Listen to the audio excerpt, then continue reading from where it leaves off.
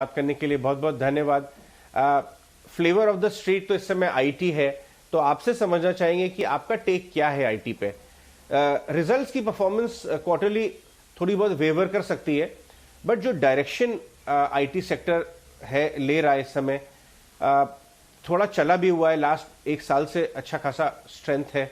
ये लीडरशिप आपको कंटिन्यू करती दिखती है? बिजनेस एनवायरनमेंट आपको बॉयंट दिखता है आईटी का जब आप टॉप प्लेयर्स की कमेंट्री को एनालाइज कर रहे हैं, हिरेन?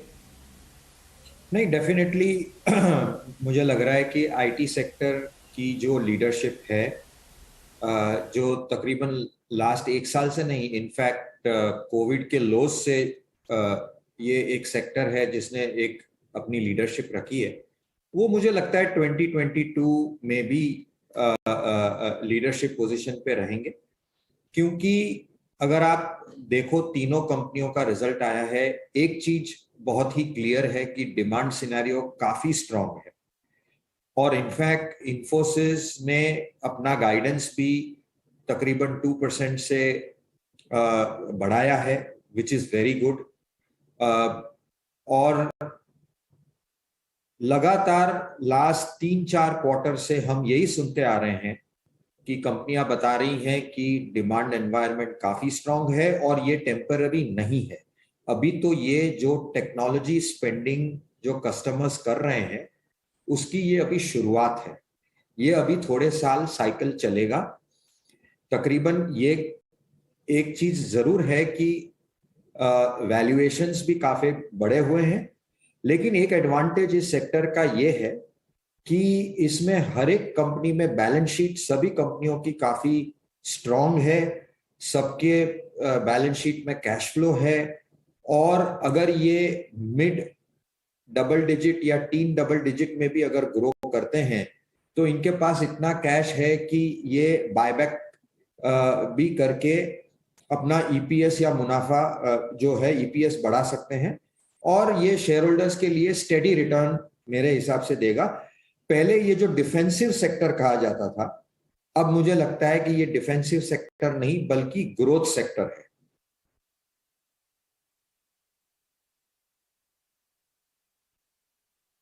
लेकिन इसमें वैरायटी इतनी अवेलेबल है, इतना कॉम्प्लेक्स सेक्टर बन गया है हिरेन। लोग डिजिटल की बात कर रहे थे, मैंने इन्फोसिस के डिटेल्स में देखा, नंबर्स में, उनके इंक्रीमेंटल बिजनेस में मैन्युफैक्चरिंग का 18% ग्रोथ आया है इन मैन्युफैक्चरिंग कैपिटल गुड्स में। बहुत सारे mid cap mid tier companies भी बहुत यूनिक काम कर रहे हैं अपने अपने क्लाइंट्स के साथ। तो इस मेज ऑफ अपॉर्चुनिटीज में आपने किस तरह से इस सेक्टर को अप्रोच कर रहे हैं? अपने पोर्टफोलियो के पार्ट को आप किस तरह से आपने इसमें पार्टिसिपेट किया हुआ है इस सेक्टर में? तो हमने हमारे पोर्टफोलियो में इनफैक्ट मिड कैप स्टॉक्स का वेटेज ज्यादा है, क्योंकि हमने जो बेट्स लिए हैं वो हैं Tata Elxsi, L and T technology services, LTI, हाल में केपीआईटी, और हमारे पास लार्ज कैप में टीसीएस भी है। लेकिन मुझे लग रहा है कि जो स्पेशलाइज्ड कंपनीज हैं सॉफ्टवेयर में, क्योंकि एनवायरनमेंट जो है वो कोविड के बाद काफी बदला और कंपनियां एक्सेलरेटेड वे में स्पेंडिंग कर रही हैं। जैसे कि अगर आप देखो कि ऑटोमोटिव इंडस्ट्री में क्या हो रहा है कि हर एक ग्लोबल कार कंपनी को इलेक्ट्रिक व्हीकल्स लाना है, और अगर आपको इलेक्ट्रिक व्हीकल लाना है तो उसमें सॉफ्टवेयर का कंटेंट बढ़ रहा है, और ट्रेडिशनल ऑटो कंपनीज के पास सॉफ्टवेयर कैपेबिलिटी है नहीं, और इसलिए इस एरिया में सॉफ्टवेयर आउटसोर्सिंग काफी जोर से बढ़ रहा है। इसलिए हमने कई साल पहले ये ट्रेंड आइडेंटिफाइड किया था और हमने टाटा एलेक्सी में एक बड़ा बेट लिया था। मुझे लग रहा है कि ये जो कंपनियां हैं ये यंग हैं अभी भी, और इनमें और भी ग्रोथ काफी आ सकता है नेक्स्ट फ्यू इयर्स के लिए। नहीं कि इस साल, लेकिन अगले 2, 3, 4, 5 साल इनकी ग्रोथ बहुत ही स्ट्रांग होगी। तो ऐसे मिड कैप्स में हमने, जैसे मैंने बताया, टाटा एलेक्सी है, एल&टी टेक्नोलॉजी सर्विसेज है, केपीआईटी है, हमने रिसेंटली एम्फोसिस में भी बेट लिया है, वो भी अच्छा काम कर रहे हैं डिजिटल में। और लार्ज कैप में हमारे पास टीसीएस भी है। तो मुझे लग रहा है कि अक्रॉस द बोर्ड काफी सारी कंपनियां हैं जो अच्छा काम कर रही हैं, लेकिन हमारा जो बेट है वो इन कंपनियों में रहा है।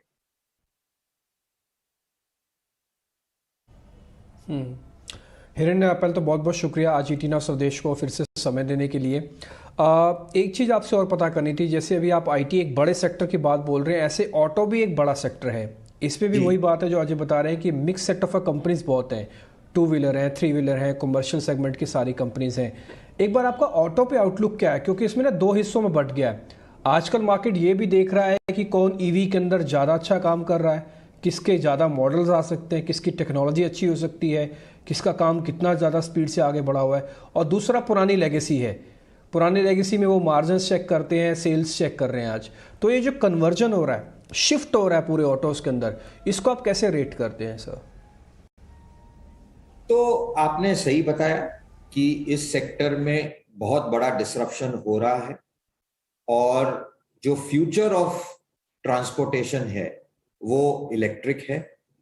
हालांकि समय लगेगा, लेकिन आई थिंक इन्वेस्टर्स ग्लोबली अब ये मान चुके हैं कि उनको वहीं पे बेट लेना है जहां पे उनको लग रहा है कि कंपनियां तैयार हैं, इन्वेस्ट कर रही हैं और जो आगे हैं इस रेस में। तो अगर आप इंडिया देखें तो ऑब्वियसली 2 व्हीलर में इसमें काफी काम हो चुका है और कई नए प्लेयर भी बहुत क्विकली आ गए इसमें, जैसे कि ओला, जिनका कोई बैकग्राउंड नहीं था ऑटोमोटिव में, लेकिन इलेक्ट्रिक में वो काफी अग्रेसिव एंट्री मारे हैं। और मुझे लग रहा है कि जो एग्जिस्टिंग इनकम्बेंट्स हैं जैसे बजाज है या टीवीएस है, वो लोग भी अपनी अभी तैयारी कर रहे हैं, लेकिन वो थोड़ा सा स्लो है। मुझे लग रहा है कि आज के दिन में ऐसा हो रहा है कि जो नए सेक्टर हैं और जो ओल्ड प्लेयर हैं वो ये देखते हैं कि अरे इसमें मुनाफा है, वॉल्यूम है कि नहीं है।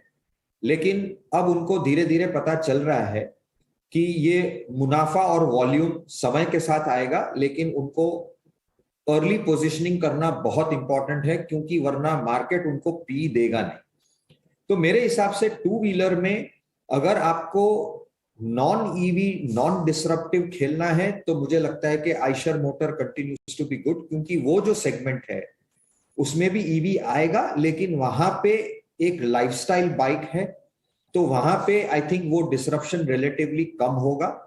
तो मुझे लग रहा है कि आइशर इज अ गुड बेट अगर आपको ईवी का डिसरप्शन नहीं देखना है। अगर आपको ईवी में खेलना है तो मेरे हिसाब से 2 व्हीलर में आज के दिन ग्रीव्स कॉटन ने काफी अच्छा काम किया है। हालांकि हमारे पास उसके शेयर्स हैं नहीं, लेकिन मुझे लग रहा है कि ग्रीव्स कॉटन ये एक कंपनी देखनी चाहिए जो जिन्होंने एम्पियर में इन्वेस्ट किया था। ये ट्रेंड उन्होंने बहुत पहले परखा था, उन्होंने वहां पे अपना स्टेक बढ़ाया और अब एम्पियर बहुत अच्छा कर रही है। और मुझे लग रहा है कि बजाज और टीवीएस भी अगले 6 महीने में काफी अच्छा काम करेंगे वहां पे। लेकिन सबसे इंटरेस्टिंग मुझे लग रहा है 4 व्हीलर्स में, और 4 व्हीलर्स में हमने बेट लिया है टाटा मोटर्स पे, जिन्होंने बहुत क्लियरली लीड लिया है इंडिया में in terms of their EV bet in 4 wheelers. और उनकी जो गाड़ियां हैं, नेक्सॉन है, टिगोर है, जिनका ईवी मॉडल निकाल रहा है, वो बहुत सक्सेसफुल रहे हैं। और ये ट्रेंड परखते ही उन्होंने अपनी जो डोमेस्टिक कार कंपनी की जो ईवी सब्सिडियरी है उसमें काफी बड़ा निवेश भी लाए हैं प्राइवेट इक्विटी इन्वेस्टर का, ताकि वो उसमें इन्वेस्ट करके अपना लीड बरकरार रहे। और जेएलआर में भी उन्होंने इलेक्ट्रिफिकेशन का काम शुरू कर दिया है, काफी सारे नए मॉडल आएंगे। तो मुझे लग रहा है कि आज के दिन में अगर आपको लिस्टेड में बेट करना हो जहां पे बहुत ही क्लियर लीडरशिप है ईवी में, ओईएम्स में, तो मुझे लग रहा है वो टाटा मोटर्स में है। तो हमने हमारा बेट वहां पे डाला है। और फिर मुझे लग रहा है कि आगे जाके एंसिलरीज में भी काफी सारे कंपनियां, मुझे लगता है हर एक एंसिलरी इसमें काम करेगी। लेकिन हमने जो ईवी खेलने के लिए जो बेट लिया था वो सॉफ्टवेयर से शुरू किया और फिर टाटा मोटर्स हमने वहां पे ऐड किया इन टर्म्स ऑफ ऑटोमोटिव। लेकिन ओवरऑल मुझे I am very bullish on automotive over the next 2-3 years. ये सेक्टर काफी चैलेंजेस से गुजर चुका है लास्ट फ्यू इयर्स। कुछ न कुछ इशू थे, एनबीएफसी क्राइसिस था, फिर उसके बाद थोड़े देर के बाद उसमें ये जो BS4 टू BS6 का ट्रांजिशन का प्रॉब्लम आया, फिर कोविड का प्रॉब्लम आया। मुझे अब लग रहा है कि धीरे धीरे ये सब प्रॉब्लम जो हैं वो सॉल्व हो रहे हैं और अगले 2-3 साल में बहुत ही स्ट्रॉन्ग वॉल्यूम ग्रोथ आएगा। पेंटअप डिमांड काफी है, चिप की शॉर्टेज की इशू भी धीरे धीरे रिजॉल्व हो रही है। तो मुझे लग रहा है इस सेक्टर में अच्छा पैसा बनेगा और हमारा बिग बेट जो है वो टाटा मोटर्स में है।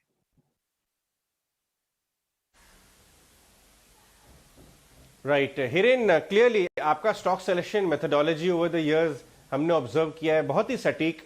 ग्रीव्स कॉटन पे आपने बहुत अच्छी बात बोली और मैं अपने व्यूअर्स को इस पॉइंट पे थोड़ा सा ये बताना चाहूंगा कि पेशेंट इन्वेस्टर्स को ग्रीव्स कॉटन ने ज्यादा एक तरह से मुनाफा कमवाया, क्योंकि काफी टाइम से चीजें वहां पे डेवलप हो रही थी, लेकिन री रेटिंग एक हफ्ते में ही हो गई। 60% रिटर्न एक हफ्ते के अंदर हुआ।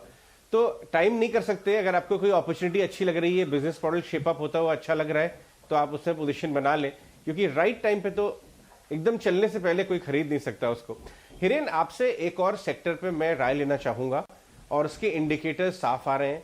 IMF की परसों शाम की कमेंट्री बता रही है प्राइवेट सेक्टर कैपेक्स सुधरने के साइंस की वजह से उन्होंने अपनी इंडिया पे ग्रोथ एस्टिमेट 8.5% कर दी, 8.7% कर दी 23 की, FY23 की। कुछ और साइंस भी बहुत क्लियर हैं कि धीरे धीरे प्राइवेट कैपेक्स भी जा रहा है। अभी तक तो अब कैपिटल गुड्स मैन्युफैक्चरिंग स्पेस को किस तरह से स्टडी कर रहे हैं, उसको आप किस तरह से अपने पोर्टफोलियो का पार्ट बना रहे हैं? आपका क्या व्यू है साइकिल पे, कैपेक्स साइकिल पे? मुझे लग रहा है कि कैपेक्स काफी अरसे के बाद शुरू हो रहा है, तो ये ट्रेंड भी काफी देर तक चलेगा। लेकिन जो ट्रेडिशनल एरिया थे कैपेक्स के, अगर आप देखो प्रीवियस साइकिल हो रहा था रिफाइनरी में, ऑयल एंड गैस में, ये सब ट्रेडिशनल एरियाज, मेटल्स में, यहाँ पे सब जगह पे, टेलीकॉम में, ये सब जगह पे कैपेक्स हो रहा था।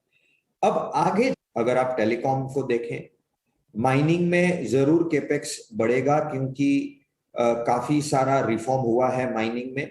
लेकिन अब कैपेक्स थर्मल पावर में काफी कम होगा, बट ज्यादा करके कैपेक्स होगा रिन्यूएबल एनर्जी में, सोलर में, एथेनॉल में, वहां पे कैपेक्स होगा।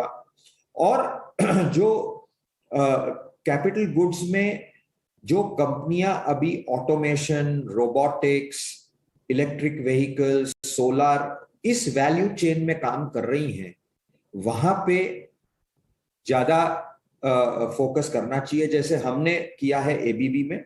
लेकिन काफी सारी कंपनियां हैं, एबीबी है, सीमेंस है, हनीवेल है, हिटाची है, ये जो सारी कंपनियां हैं जिनके पास एक टेक्नोलॉजिकल एज है, और जो ये न्यू कैपेक्स जहां पे हो रहा है वहां पे वेल पोजिशन्ड है।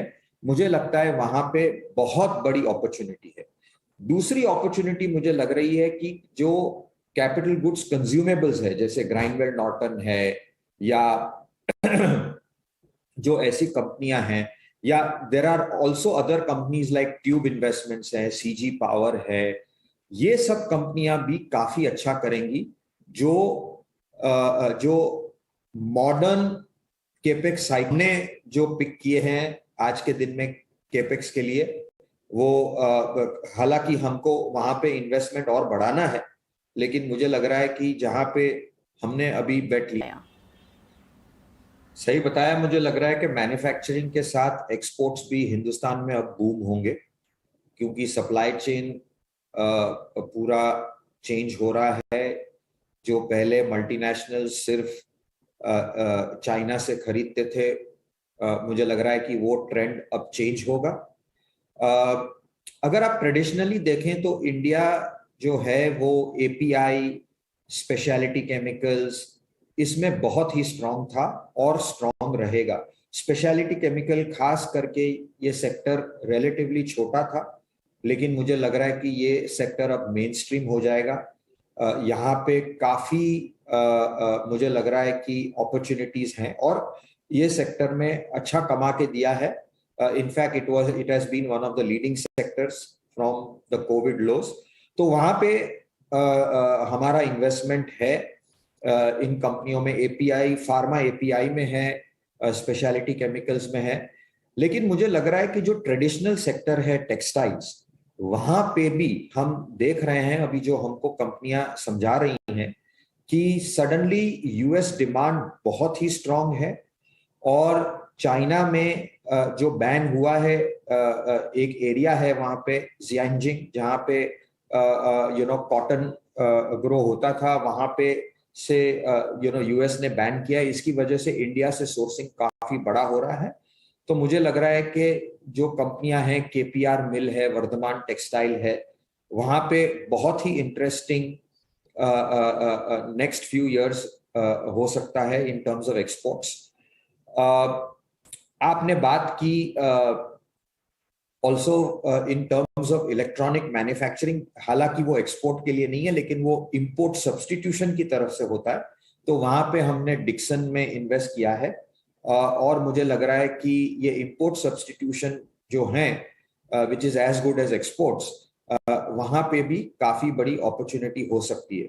लेकिन मुझे लग रहा है कि एक्सपोर्ट्स एक बहुत बड़ा थीम होगा। ऑब्वियसली आईटी सर्विसेज तो है ही एक्सपोर्ट्स में, लेकिन pharma, speciality chemicals, textiles, engineering goods, वहां पे भी मुझे लग रहा है कि एक्सपोर्ट्स में काफी बड़ी अपॉर्चुनिटी है आगे जाकर।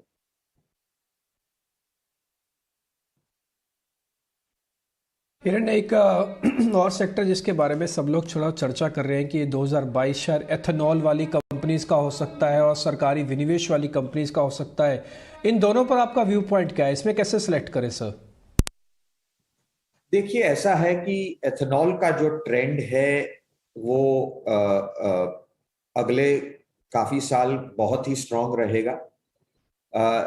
एक तो है कि आप इनको खेलें शुगर कंपनीज के थ्रू, क्योंकि इथेनॉल जो पहले बाय प्रोडक्ट था, अब मुझे लग रहा है कि शुगर कंपनीज का मेन प्रोडक्ट हो गया है। वहां पे रिटर्न जो आप नई कैपेसिटी डालते हो एथेनॉल में, वहां पे रिटर्न काफी अच्छा है। तो एक जो है वो शुगर कंपनीज के थ्रू खेल सकते हैं। लेकिन कई बार इन्वेस्टर्स के लगता है कि नहीं, ये अभी भी रेगुलेटेड है थोड़ा सा सेक्टर शुगर, और थोड़ा सिक्लिकल भी है। दूसरा जो है, आप खेल सकते हो कैपिटल गुड्स में, लेकिन काफी बहुत ज्यादा प्लेयर नहीं है। लेकिन प्राज करके एक कंपनी है जो एथेनॉल में काफी आगे है और वो टेक्नोलॉजिकली भी काफी आगे है। वो not only 1G ethanol but वो 2G ethanol from agri waste, फिर कंप्रेस्ड बायोगैस में भी वो प्रोजेक्ट कर रही है और आगे जाके हाइड्रोजन में भी काम करेगी। तो मुझे लग रहा है कि वहां पे इस सेक्टर में ये एक कंपनी है जहां पे इन्वेस्टर्स देख सकते हैं। काफी सालों के बाद इस कंपनी में वापस से ग्रोथ आया है। बैलेंस शीट काफी स्ट्रांग है, कैश है और मैनेजमेंट बहुत ही अच्छा है। तो मुझे लग रहा है कि उस कंपनी में इंटरेस्टिंग प्ले हो सकता है।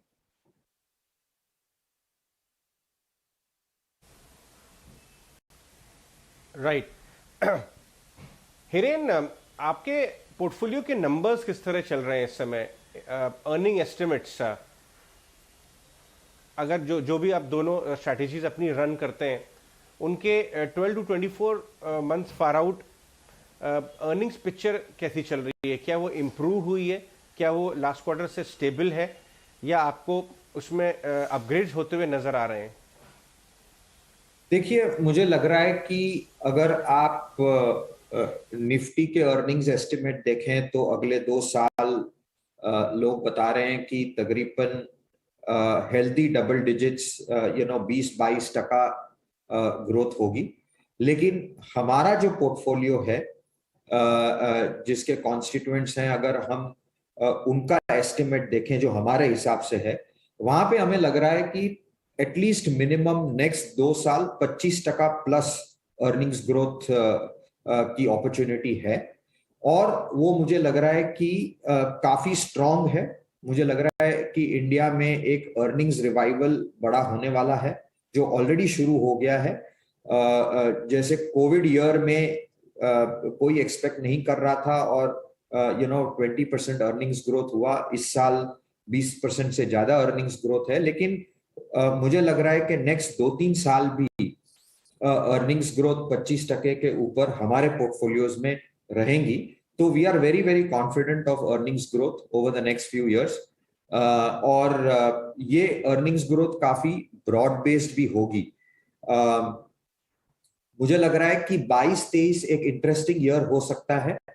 होपफुली हर एक कंपनी को फुल रनवे मिले without any disruption of lockdowns और रिस्ट्रिक्शंस एक्सेट्रा। लॉकडाउन तो खैर अभी नहीं हो रहे, लेकिन रिस्ट्रिक्शंस अभी भी थोड़े हैं। अगर 22-23 का जो फाइनेंशियल ईयर है उसमें अगर क्लीन रनवे मिल गया हर एक कंपनी को, तो मुझे लग रहा है कि earnings can be reasonably good. एक ही हमको देखना है कि रॉ मटेरियल के प्राइसेस जो हैं, जो बढ़ रहे थे, वो इन्फ्लेशन अगर स्टेबलाइज हो जाए, अगर और वो थोड़ा सा दिख रहा है कि थोड़ा स्टेबलाइज हो जाएगा, तो मुझे लग रहा है कि मार्जिन्स भी ठीक ठाक ही रहेंगे, क्योंकि काफी सारी कंपनियों ने प्राइस बढ़ाया है अपना मार्जिन प्रोटेक्ट करने के लिए। तो मुझे लग रहा है कि नेक्स्ट 2-3 साल का अर्निंग्स पिक्चर काफी स्ट्रांग रहेगा और हमारी portfolio companies will be ahead of Nifty earnings.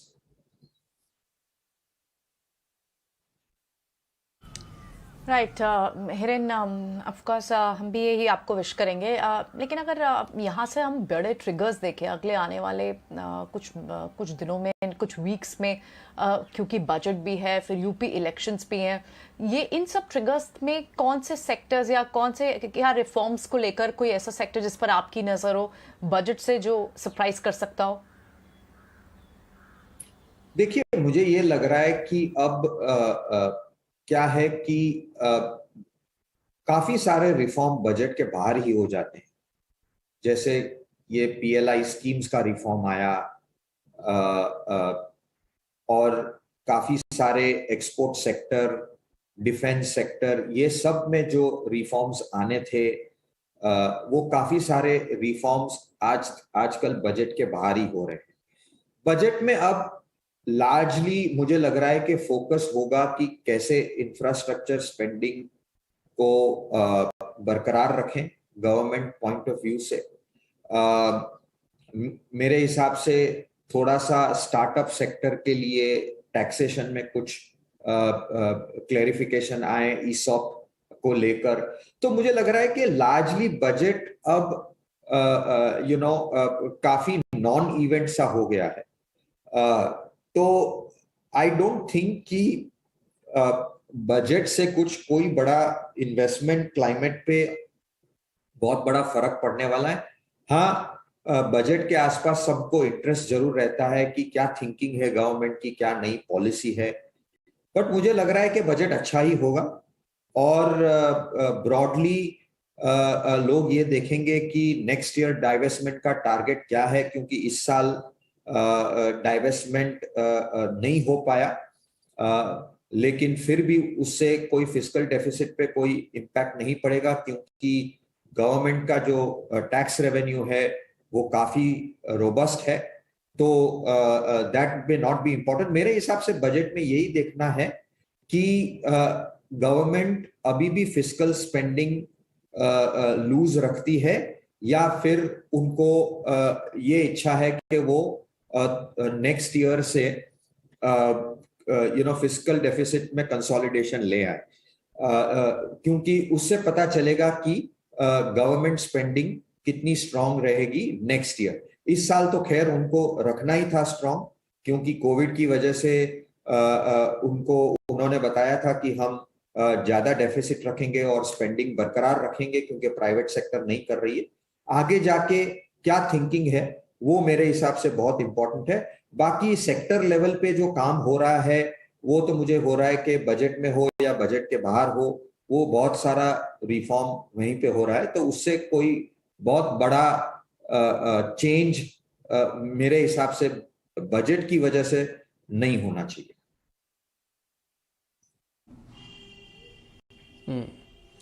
Hiren, आप सारे सेक्टर्स को, सारे शेयर्स को बहुत ही बारीकी से अच्छे से बता भी रहे हैं, तो मेरी थोड़ी क्यूरियोसिटी बढ़ी है, इसलिए मैं आपसे ना कुछ न्यू एज वाली जो कंपनीज़ हैं, खासकर जो भी नई नई लिस्टिंग हुई हैं और जिनका बिजनेस कुछ इस तरह का है कि समझना भी बड़ा मुश्किल होता है कि उनकी कैसे वैल्यूएशन लगाएं और कैसे उन कंपनीज में आगे ग्रोथ दिखेगी, क्योंकि चैलेंजेस इतनी है, पीयर तो है नहीं, कंपेयर आप कर नहीं सकते, पुरानी हिस्ट्री नहीं है, नया बिजनेस है, नया सोच है, सब कुछ।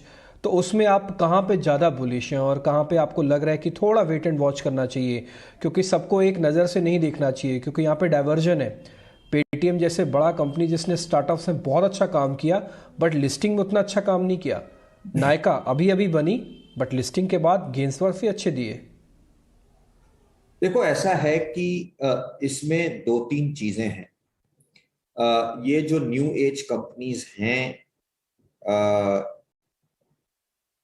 आज के दिन इन्वेस्टर्स को एक ऐसा महसूस हो रहा है कि हम इस न्यू एज कंपनीज में पार्टिसिपेट करें, क्योंकि ये कुछ अलग कर रही हैं, ये बहुत फास्ट ग्रो हो रही हैं, तो हमें उसमें पार्टिसिपेशन करना चाहिए।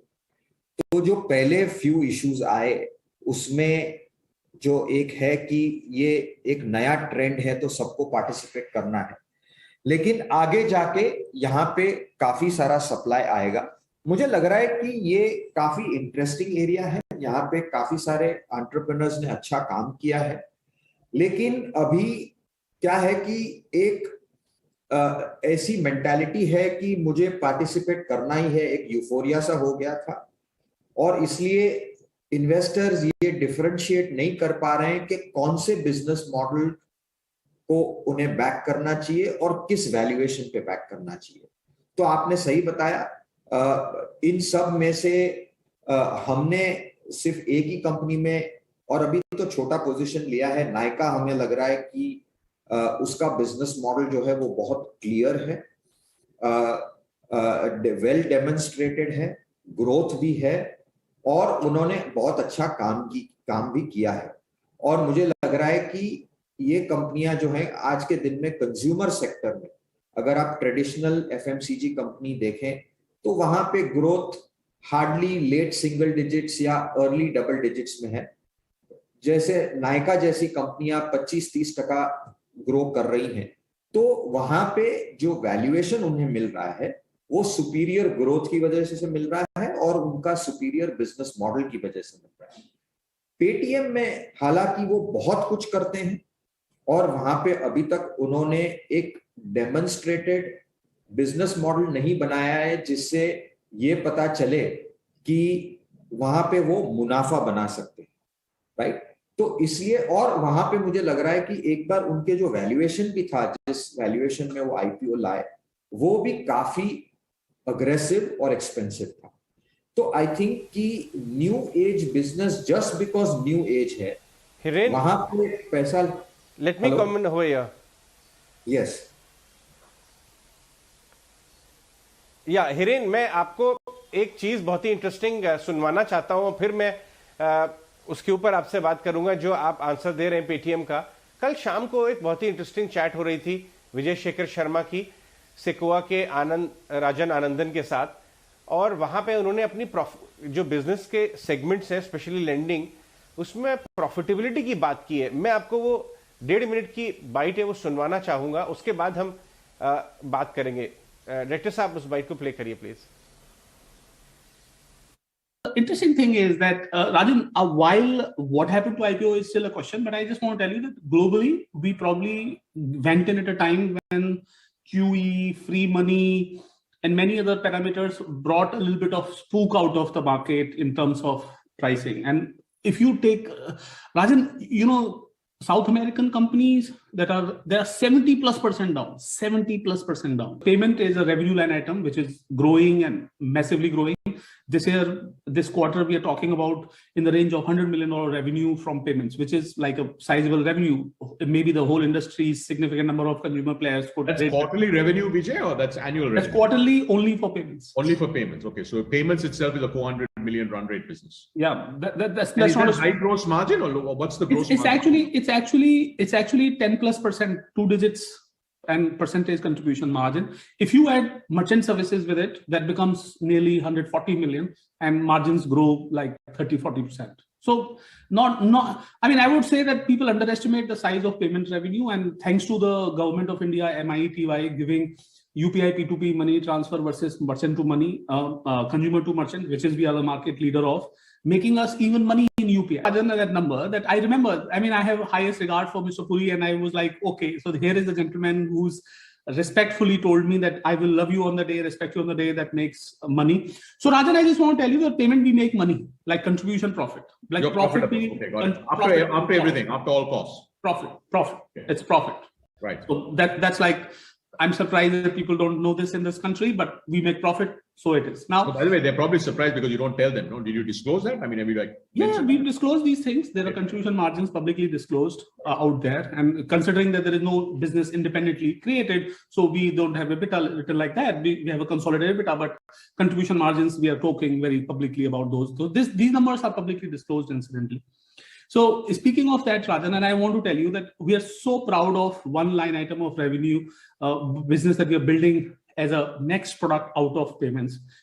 It is credit. So in India, if you have a non-bank and you have a benchmark in credit company, which one would it be, Rajan? Bajaj Finance. Love it. 32 years. Yeah. Paytm does more loans than Bajaj in less than 3 years.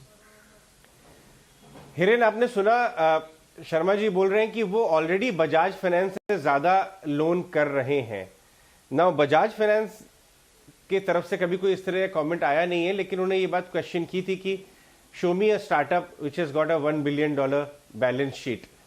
आपने Bajaj finance में 1800 का लो भी देखा, 10,000 का level भी देखा। वो आप बहुत लंबा टाइम पे स्टडी किए बजाज फाइनेंस का मॉडल। कैसे कंपेयर करते हैं आप इस सिचुएशन को, जहां पे पेटीएम अपने आप को कंपेयर करिए बजाज फाइनेंस से और उनसे बेटर लोन करने की बात कर रही है, लेकिन बजाज फाइनेंस एक बहुत ही शानदार डायरेक्शन ले रहा है अब बजाज पे के डायरेक्शन में? नहीं, देखिए, ऐसा है कि बजाज फाइनेंस जो है वो जो लोन्स देता है उसमें जो वो मुनाफा कमाता है वो पेटीएम से कहीं ज्यादा है। दो you cannot directly compare them, क्योंकि पेटीएम का जो टिकट साइज है वो काफी छोटा है, विच इज फाइन, क्योंकि वो पेटीएम का बिजनेस मॉडल है और मुझे लग रहा है कि पेटीएम उस बिजनेस मॉडल में काफी अच्छा काम करेगा, कोई उसमें इश्यू नहीं है। लेकिन एक ही प्रॉब्लम है कि जब भी आप छोटे लोन करते हो और वो लोन रीपे जल्दी हो जाती है, उसमें आपका मार्जिन जो है वो अच्छा मुनाफा कमाने के लिए आपको बहुत बड़ा वॉल्यूम करना पड़ता है। तो ये वॉल्यूम वर्सेस प्राइस की का इक्वेशन है। बजाज फाइनेंस हर एक कस्टमर को उसका जो क्रॉस सेल रेशियो जो बोलते हैं, हर एक कस्टमर को 2.5 प्रोडक्ट अपना बेच पाता है और उस पे जो वो मुनाफा कमाता है वो बहुत ही हाई है। बजाज फाइनेंस अगर अपने धंधे में 100 रुपया लगाता है तो 20-22 रुपया कमाता है, जो बोलते हैं रिटर्न ऑन इक्विटी। आज के दिन पेटीएम नेट प्रॉफिट लेवल भी नहीं पहुंचा है, रिटर्न ऑन इक्विटी की तो दूर की बात है। हाँ, उसे अभी एक अपना लेंडिंग बिजनेस खड़ा करना है। मुझे लग रहा है कि वो लेंडिंग बिजनेस वो खड़ा कर सकता है, लेकिन वो स्मॉल टिकट ही कर पाएंगे, डिजिटली करेंगे, विच इज गुड। वहां पे डिमांड बहुत है इंडिया में, लेकिन हमने एक भी क्रेडिट साइकिल अभी तक पेटीएम की देखी नहीं है। तो ग्रोथ, तो पैसा बांटना हो तो मैं भी बांट सकता हूं पैसा, और मैं भी बहुत बड़ी बैलेंस शीट बना सकता हूं। तो मैं ये नहीं बोल रहा हूं कि पेटीएम नहीं कर पाएगा, लेकिन पेटीएम को पहले एक साइकिल डेमोन्स्ट्रेट करना पड़ेगा। थोड़े समय के लिए एक डेमोन्स्ट्रेशन देना पड़ेगा इन्वेस्टर को कि हाँ, मैं बहुत सारे लोन दे सकता हूं, मैं उस पर मुनाफा कमा सकता हूं, और लोन देने के बाद वो पैसा मैं कलेक्ट भी कर सकता हूं। तो पहले वो तो मार्केट को कन्विंस करें कि ये कर पा रहे हैं कि नहीं, पॉइंट नंबर 1। सेकेंडली, ये मैं जरूर कहूंगा कि पेमेंट्स में पेटीएम ने बहुत अच्छा काम किया है। In fact it is almost like a synonymous in payments. लेकिन पेमेंट्स में क्या हो रहा है, वो बोल रहे हैं कि हम मुनाफा कमा रहे हैं, मुझे नहीं मालूम, मुझे देखना पड़ेगा, लेकिन पेमेंट्स में पैसा बनाना मुश्किल है, क्योंकि आज के दिन गवर्नमेंट ने यूपीआई आने से, यूपीआई फ्री है, अगर किसी दिन आरबीआई ने यूपीआई पे एमडीआर अलाउ किया तो पेमेंट्स बिजनेस जरूर प्रॉफिटेबल हो सकता है।